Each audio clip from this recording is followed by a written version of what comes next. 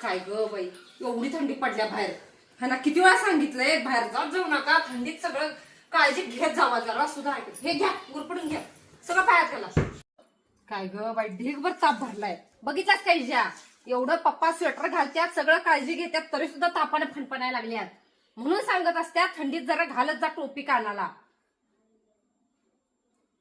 पाक तापलं. इजा जा की जरा पप्पा जवळ बस, जा गप्पा मारत. ते आईजोबच ग, मला आधीच भीती वाटते पप्पांची.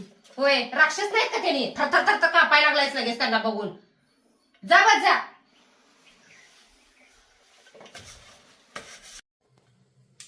ओ उठा पटकन, हे गोळ्या घ्या, घेऊ काढा प्या तेवढा. उठा.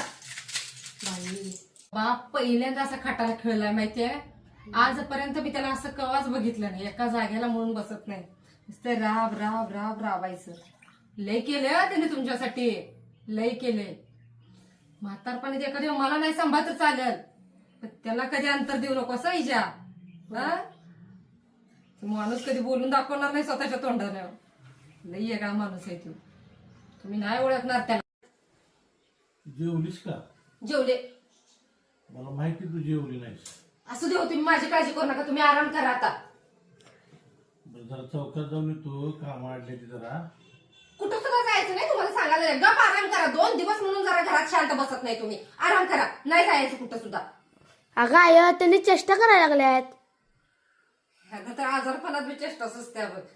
जरा सुद्धा माणूस करा आराम. बरं वाटतंय का आता? होय होय